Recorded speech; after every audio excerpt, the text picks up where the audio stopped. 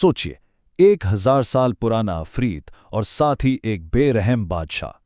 आज हम एनिमे की तारीख के सबसे खौफनाक और दिलचस्प विलन्स में से एक यानी रियोमेन सुकुनाव की पूरी कहानी को शुरू से आखिर तक जानेंगे।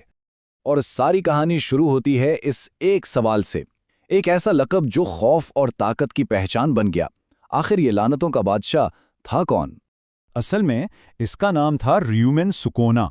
ये हयान दौर का एक ऐसा जादूगर था जिसकी ताकत का आलम ये था कि लोग इसे इंसान समझते ही नहीं थे, बल्कि एक चलती फिरती कुदरती आफत मानते थे। इसीलिए इसे लानतों का बादशाह कहा जाता था, और ये लक़ब उसने अपनी बेपनाह तबाही फैलाने की ताकत से कमाया था। चलें, इसकी कहानी को समझने के लिए वक्त में पीछे चलते हैं, पूरे 1000 साल पीछे, जब वो एक इंसान था, या कहना चाहिए कि इंसानी शक्ल में था। हियान दौर में वो था तो एक इंसान, लेकिन उसकी ताकत, उसका कोई मुकाबला ही नहीं था। उसने हजारों जादूगरों को शिकस्त देकर अपनी एक ऐसी लेगेसी बनाई जो तारीख में हमेशा के लिए दर्ज हो गई। आखिरकार जब उसकी मौत हुई तो उसकी ताकत को 20 टुकड़ों में बांटकर सील कर दिया गया, क्योंकि उसे पूरी तरह खत्म करना नामुमकिन था। और उसकी असल शक्ल, वो खुद उसकी ताकत की एक निशानी थी। जरा तसव्वुर करें, 4 बाजू, 4 आंखें और जिस्म पर अजीब व गरीब काले निशानात। इसे देखकर ही लोग समझ जाते थे कि ये कोई इंसान नहीं बल्कि एक हकीकी अफरीत है। लेकिन बात यहीं खत्म नहीं हुई। मौत भी उसे पूरी तरह मिटा नहीं सकी।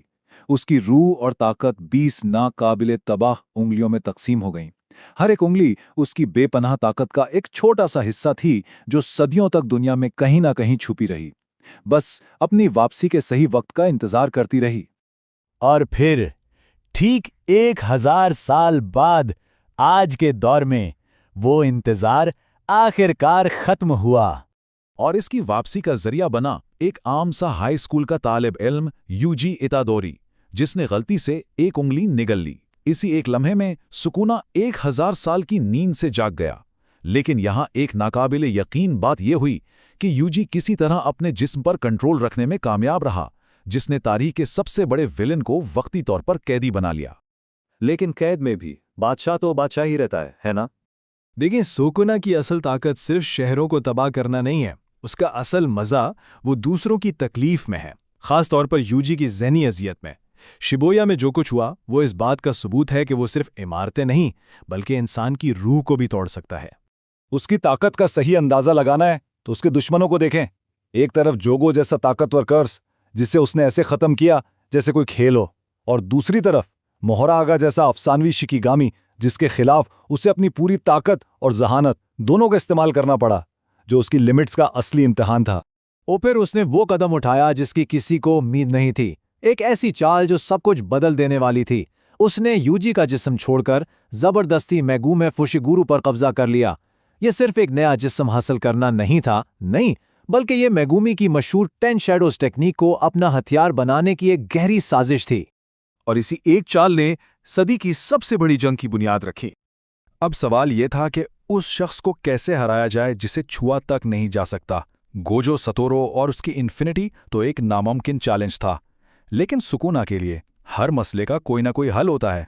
यहां उसकी जबरदस्त ताकत नहीं बल्कि उसके कमाल की स्ट्रैटेजी काम आई। उसने सीधा गोजो पर हमला नहीं किया, नहीं, बल्कि उसने इस्तेमाल की मेगुमी की 10 शैडोज टेक्निक। उसने मोहरगा को बुलाया, एक ऐसा वजूद जो किसी भी हमले के हिसाब से खुद को बदल सकता है। मोहरगा ने इन्फिनिटी को तोड़ने का तरीका ढूंढ निकाला और सुकूना को बस वही एक मौका दिया जिसकी उसे जरूरत थी, और बस उसने वो आखिरी वार कर दिया।